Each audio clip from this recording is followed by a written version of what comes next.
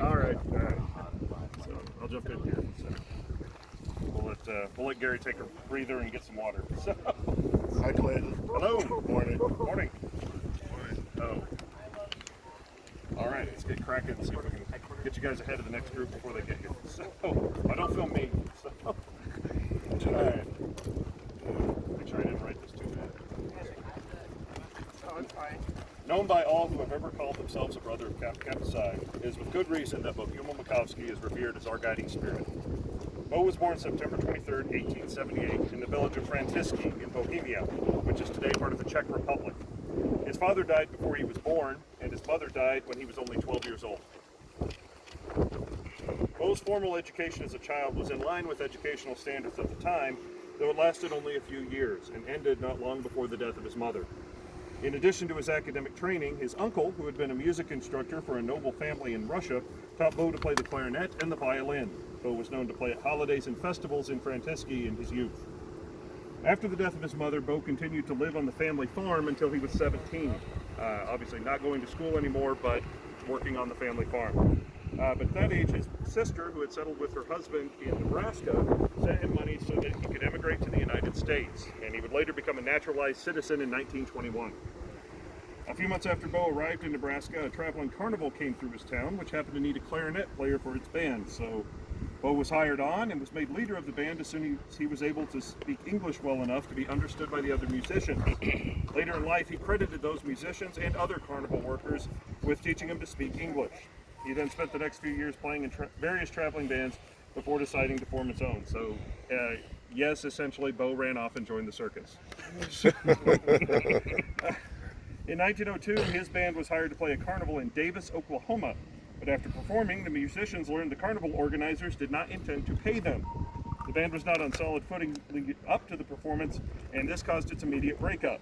Bo felt obligated to his musicians and paid each of them from his own money, and thus found himself broke in Oklahoma.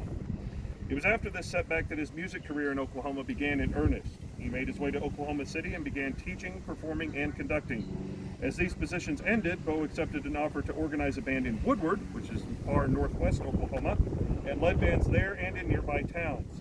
It was in Woodward that Bo petitioned the local lodge and became a Mason, an organization that would influence the rest of his life greatly. In 1908, Bo returned to Oklahoma City, where he served as the director of the Oklahoma City Metropolitan Band and his own Makovsky Concert Band, and he maintained an association with the State Fair of Oklahoma. He also helped establish bands in nearby towns that had large Bohemian communities. Some of those communities near Oklahoma City are Craig, Yukon, Mustang, and as Gary mentioned to a group earlier, Perry, which is near Stillwater. During this period, on a visit back to Nebraska, he was introduced to Georgia Shestak. They were soon married, and Georgia became affectionately known as Mrs. Bo. In 1915, Bo was offered a job by J.W. Campbell, president of Oklahoma A&M College. Campbell wanted to grow the music offerings at the college, and he found himself in need of a band director and department head. Bo accepted the offer to come to Stillwater, but believed he would only be directing the band and teaching instrumental lessons. When he learned he was to be an administrator charged with such tasks as writing reports and keeping budgets, he nearly declined the post. But he did accept, and he found his musical home for the next 28 years. When Bo arrived, the band was part of the ROTC program, only open to male students, and students could only apply one music credit toward graduation. Bo quickly set out to make changes, and he found an ally in William L. Carlisle, who was the Dean of Agriculture. He allowed his students to take an 8-credit music minor, and this move, which was soon adopted by other colleges at Oklahoma A&M, allowed students to stay enrolled in the band throughout their academic careers for full credit. A full curriculum was soon developed, and in 1922, a music degree was established. As Bo's tenure progressed, the band grew substantially and built a reputation as one of the best college bands in the Southwest. Programs such as band clinics and statewide tours were soon created to promote both the college and the band. The program grew so large that in 1927, Bo was allowed to hire an assistant director. In the early 1930s, women became part of the concert bands and performed in the stands at football games.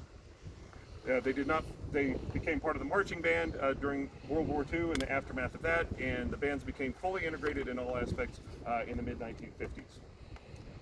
With the onset of World War II, the band's program's participation numbers began to decline sharply. This, combined with a decline in his health, pushed Bo to retire from Oklahoma A&M in 1943. Upon his retirement, Bo was granted the title of head emeritus of the music department, and he donated his entire personal music library to the college. And a lot of that is still in the music library today. Every once in a while, the members of the Alpha chapters will be searching for a piece as part of their service, and they'll find it, and it will be stamped Bo's library. Bo suffered from Parkinson's disease in his later years, and he died June 12, 1950, after he suffered a stroke. And still today, the Stillwater newspaper is kind of an afternoon evening paper, and the day Bo died, it was front page news, because I've seen the paper. While Bo did not found Kappa Kappa Psi, he was its clear inspiration. His ideals are reflected in the code of conduct we abide by today: honor, integrity, respect, and loyalty. The lessons his students learned are reflected in our purposes. J. Lee Burke, past national president and the fraternity parliamentarian for life, referred to Bo as the father of the fraternity. Melbourne Nixon, another past national president and a student of Bo's at Oklahoma A&M, called Kappa Kappa Psi a living philosophy of Bo's life. Bo's involvement in Kappa Kappa Psi went beyond serving as its inspiration and supporting the Alpha chapter on the OAMC campus. He served as the 4th Grand President of the fraternity from 1927 to 1929, and he served as the first chairman of the Board of Trustees upon its establishment in 1941.